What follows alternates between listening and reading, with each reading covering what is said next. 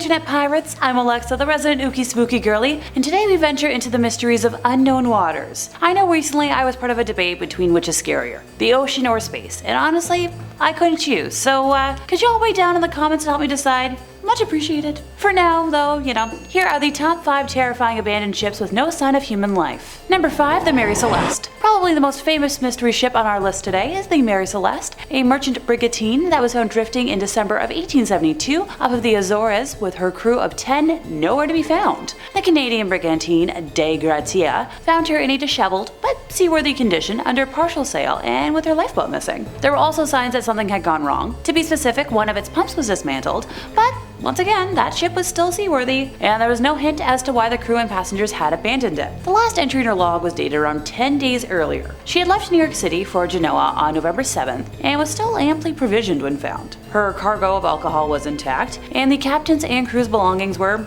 undisturbed. None of those who had been on board were ever seen or heard from ever again. Among the missing was the captain, his wife, and their very young daughter. On December 23rd of 1872, during a court hearing to try and establish just what happened, Frederick Soliflude, who was the Attorney General of Gibraltar, ordered an examination of the Mary Celeste, which was carried out by John Austin, surveyor of shipping, with the assistance of a diver, Ricardo Fortunato. Austin noted cuts on each side of the bow, caused by a sharp instrument, and found possible traces of scarlet fluid on the captain's sword. His report emphasized that the ship did not appear to have been struck by heavy weather, citing a vial of sewing machine oil found upright in its place. Now, Austin did not acknowledge that the vial might have been replaced since the abandonment, nor did the court raise this point. Fortunato's report on the hull concluded that the ship had not been involved in a collision or run aground. A further inspection by a group of Royal Naval captains endorsed Austin's opinion that the cuts on the bow had been caused deliberately. They also discovered stains on one of the ship's rails that might have been bodily fluids, together with a deep mark possibly caused by an axe. These findings strengthened Flood's suspicions that human wrongdoing, rather than natural disaster,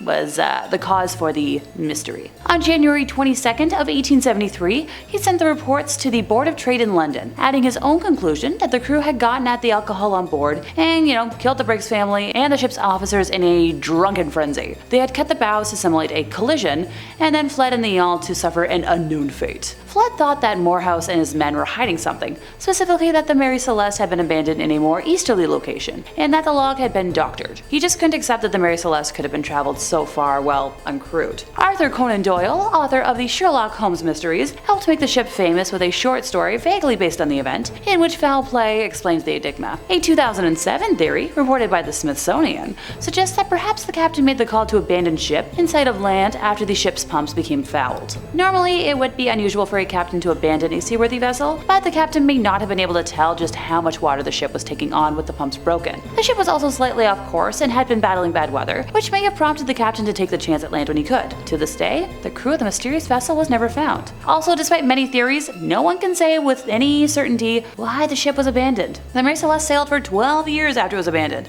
and finally struck the Rochelet Reef off of the coast of Haiti and became stuck there. And it's still there. It was discovered in 2001. Let me know what your theory is in the comments. Number 4, the Carroll A Deering. This ship was built in Bath, Maine in 1919 by the G.G. Deering Company for commercial use. One of the last large commercial sailing vessels, the ship was designed to carry cargo and had been in service for a year when it began its final voyage to Rio de Janeiro, Brazil. So the cargo ship and its 10-man crew successfully made it to Rio de Janeiro in 1920, despite needing to change captains when its original one fell ill, but something strange happened on its way back to Virginia. A lightship keeper in North Carolina said a crewman who didn't seem very officer-like reported the ship had lost its anchors while the rest of the crew was milling about suspiciously. The ship was still in good condition when it was spotted from Cape Hatteras on January 31st of 1921 before it was torn apart on the Diamond Shoals. Another ship spotted the Carroll A Deering near Outer Banks the next day in an area that would have been a strange course for a ship on its way to Norfolk, Virginia. Now, if someone wants to fight me on that pronunciation, I swear I consulted a couple of friends who live in Virginia for that one. The following day, a shipwreck was spotted,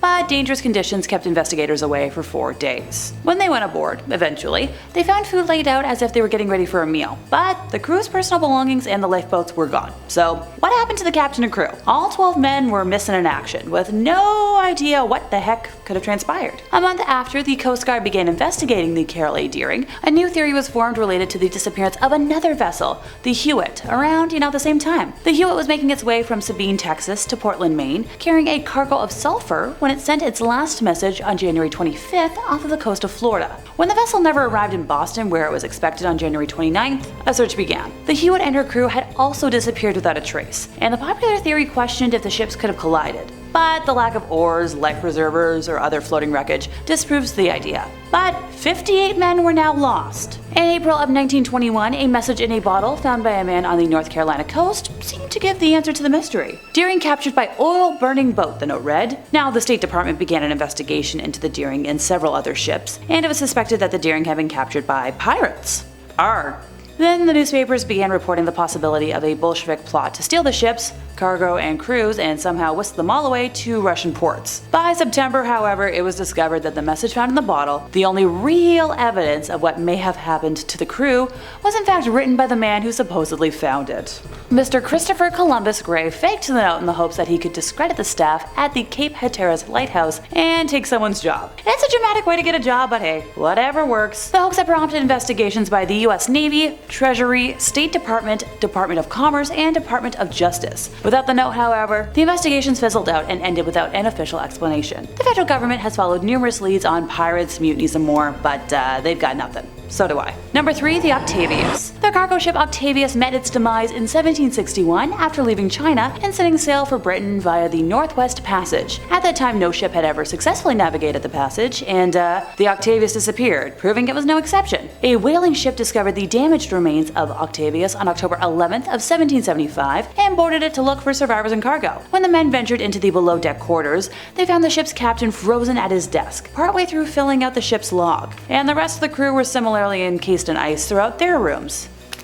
Brr. The whalers snatched up the ship log and fled the Octavius, leaving behind all, including the first and last entries, which were stuck to the desk. The log revealed that the Arctic temperatures and ice captured the Octavius around 250 miles from Barrow, where all those aboard perished on November 11th of 1762. The whalers, however, found the boat near Greenland, meaning it somehow made its way through the Northwest Passage, even with its crew frozen solid. Look, while Frozen might not be my favorite Disney movie ever, did anyone think to check in with Elsa or any of her ancestors? This just seems like a magical accident that could easily be undone. I'm just saying. Number 2, the MV Joyita. This ship was a 70-foot luxury yacht built in Los Angeles in the United States and launched in 1931. Roland West, who was a famous Hollywood director in the 1920s and 30s, was the first owner of the ship, naming it after his wife, Jewel Carmenil, calling the ship Joyita, which means little jewel in Spanish. The ship spent much of the 1930s cruising the west coast of the United States under both Roland West and its subsequent owner, Milton Beacon. It became a Pacific patrol boat during the Second World War,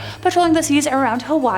Although she sustained minor damage after running aground and had some of her components replaced with lower quality materials, she remained largely intact and in good shape after the end of the war, and by the 1950s was being used as a fishing charter vessel. On October 3rd of 1955, the ship left Apia in Samoa to sail to the Tokelau Islands, a journey of about 270 miles. Only one of her 2 engines was running due to equipment failure at the last minute, but the journey was considered safe given its short distance and the favorable weather conditions. So it was carrying medical supplies and wooden construction materials on board and had no dangerous cargo. She also carried 25 people, 16 crew, and 9 passengers, and the journey was expected to last around 48 hours. The ship was reported as overdue 3 days later, and no distress calls had been received. Flying boats from the New Zealand Air Force patrolled the same area that it was thought to be in for almost a week, covering a huge area of open water, but found nothing. Finally, almost 5 weeks later, on November 10th, the merchant ship Tuvalu, traveling to the Funafuti Atoll more than 600 miles to the west, saw a ship drifting ahead of them. The ship did not respond to hails from Tuvalu, and the captain decided to investigate further. Investigation showed that the ship was empty. The crew and passengers were missing, and tons of cargo from the ship was lost. So while the ship itself was perfectly fine and in no danger of sinking, there was some evidence that something had happened on board. Parts of the bridge and accompanying rooms above the waterline had been damaged, and there was broken glass inside. In addition, stained bandages were found on deck, along with a doctor's medical bag. The one working engine was found covered in mattresses, but with sufficient fuel for it to operate, and the second engine was still partially disassembled and therefore non-functional. And all the clocks on board were found to have stopped at the exact same time, 10:25 p.m. Rather spooky. The communications radio was turned to 2182 kHz, an internationally recognized distress frequency. However, the radio itself was found to not work and was not broadcasting, something which may not have been obvious to the crew. Oh, and all of the lifeboats were missing. Some of the story about what happened on the Joyita can be pieced together from what was found by the official maritime inquiry. Like, for example, it's clear what had caused the initial problems on the ship. A corroded pipe, one of those replaced during the Second World War, was found to be leaking, and this allowed water to enter into the hull. It is very unlikely that the crew would have been able to find the source of the leak in open water. The damage to the superstructure of the vessel seemed to be unconnected to the problems they were experiencing, but may have added to the sense that the vessel was heavily damaged. The attempts to send out a distress signal and the lack of response may have led to a rising panic amongst those on board. The fact that whatever had happened had occurred at night also may have led to a lack of situational awareness, as the damage found was minor and would have been clearly recognized as such in the daytime. However, the decision to abandon the ship, if that's what happened, makes absolutely no sense. The 3 lifeboats were far less seaworthy than the ship herself, and there were insufficient life jackets for everyone on board. Furthermore, the vessel itself was perfectly buoyant even 5 weeks later, and the captain would have been experienced enough to recognize this. So while it seems that those on board decided to, leave the safety of the ship in the night and test their luck in tiny rafts, why they did this is a total mystery. Theories range from pirates, once again, to a mutiny amongst those on ship. The crew were never seen again, and this means that 25 people met their end somehow. Furthermore, despite the damage, there was no evidence of violence apart from the bandages, and these themselves suggest there was enough time for someone to administer medical assistance. No trace was ever found of the crew or the life rafts. And what caused them to abandon ship in the dark, only 50 miles short of their destination, remains a mystery to this day. Number 1, the SV Kaz II. So this is the most recent entry in our list, and it was found adrift 88 miles off of the coast of Australia, near the Great Barrier Reef, just 5 days after it set sail from Airlie Beach towards Townsville, Queensland in April of 2007. According to the investigation reports, it was sailing with a 3-person crew who were not experienced sailors. However, what happened to them remains a mystery to this day. Many believe rough weather conditions could be a reason. Others blame, pirates or even communists for the same. The vessel was found in perfect condition, except for the one sail, which had been shredded to pieces, and the 3 men were never discovered. According to investigators, they might have drowned while trying to untangle a fishing lure caught in the vessel's rudder, but others believe that a sea monster could have swallowed them. And that brings us to the end of our time, and I'm vowing now to never step on a ship that brands itself as unsinkable. And I'm judging my dad a little less for vowing to never step on a cruise ship. I'm also a little more worried about a friend who is currently working on a cruise. If y'all made it through today, could you help us out by giving this video a like, subscribing if you aren't already, hitting the bell for more chaos from us here at Top 5 Scary Videos, and I'll see y'all next time, you lovely spooky people.